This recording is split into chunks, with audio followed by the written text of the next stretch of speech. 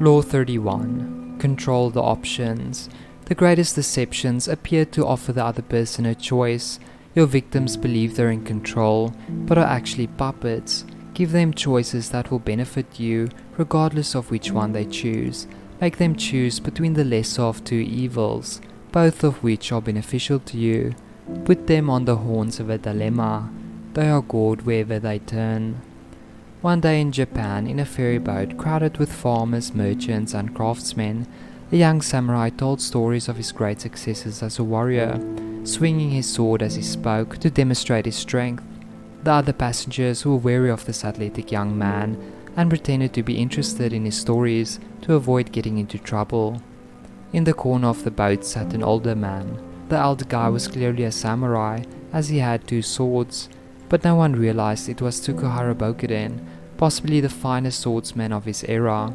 He was in his 50s at the time, and he preferred to travel alone and in secret. Bokuden sat with his eyes closed, appearing to be deep in thought. "Don't you enjoy this type of talk?" the samurai eventually said, as his silence irritated him. "Old guy, you don't even know how to hold a sword, do you?" "I most certainly do," Bokuden said. "Don't talk nonsense. What is your school of fighting called?" "It's called Mutokatsuru," Bokuden answered, "a style that wins without swords or fighting." "What? Matakatsuru? Don't make a fool of yourself. How do you kill an opponent if you don't fight?" By now the young samurai was angry and irritated, and he demanded that Bokuden demonstrate his style, challenging him to battle then and there. Bokuden declined to battle in the packed boat, but stated he would demonstrate the samurai his style on the nearest shore, and he then instructed the ferryman to direct the boat to the nearest neighboring island. To loosen up, the young man began to swing his sword. "Come," said the young samurai, "you're as good as dead. I will show you how sharp my sword is." He jumped onto the beach. Bokuden took his time, which enraged the young samurai, who began to hurl insults at him.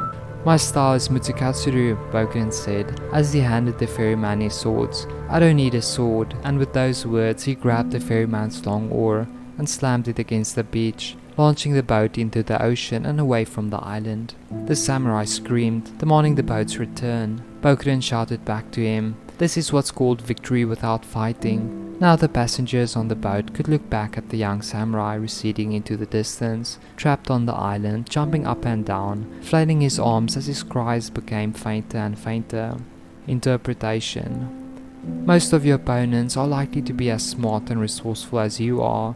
If you merely present them with a problem, they will certainly solve it.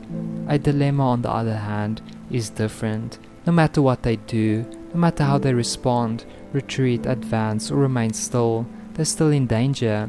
Make every decision bad. If you move swiftly, for example, you might compel your opponent to battle or withdraw before they are ready. Constantly place them in settings that appear appealing but are actually traps. Understand, people are too lazy, cowardly, and weak to take control of their lives and successfully lead themselves. To gain power, you must be able to see the missing options, to not play by others' rules, but to make your own, and to get others to play by your rules. When we look closely at the options we have in the marketplace, in elections, and in our jobs, we can see that they all have limitations. They are frequently limited to a choice between A and B, with the rest of the alphabet excluded.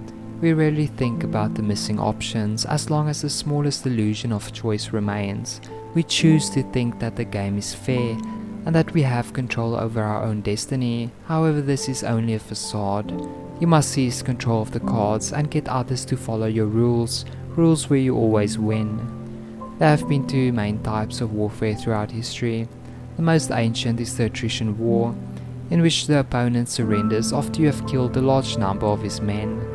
In a war of attrition, a general would determine how to defeat the opposing force with more troops, the most destructive battle formation, or better technology. In every case, victory is based on wearing down the other side in battle. Attrition warfare is remarkably unsophisticated, playing into humanity's most violent tendencies. A second form of fighting developed over many years, most notably in ancient China. The goal was not to defeat the opposing side in battle, but to weaken and destabilize it before the fight began. The leader's strategy was to confuse and enrage the opponent, forcing them to battle uphill, with the sun or wind in their faces, or in a confined location. In this type of conflict, a mobile army was more effective than one with greater strength. An enemy who had been maneuvered into a weak position would succumb more easily to psychological pressure even before the battle had begun, and would surrender with less of a fight. Two aspects of maneuver warfare. The first one, alter the playing field. John D. Rockefeller set out to establish an oil monopoly in the 1860s. He began quietly buying up all the oil transporting railway businesses. When he tried to take over an oil company afterwards, he reminded them of their reliance on the railways.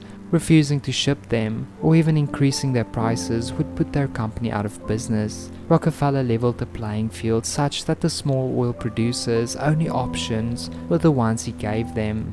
The second one, color the options. Kissinger felt that he was much better informed than his boss, President Nixon, and that in most cases he could make the best decision on his own. For each situation, Kissinger would suggest 3 to 4 options and portray them in such a manner that the one he preferred looked much better than the others. Warning: controlling the options work best for people in positions of authority who cannot control people too overtly without creating mistrust, resentment, and anger. In general, it's not a good idea to be perceived as exerting power directly and forcibly. Giving people the illusion of choice is typically much more elegant and effective.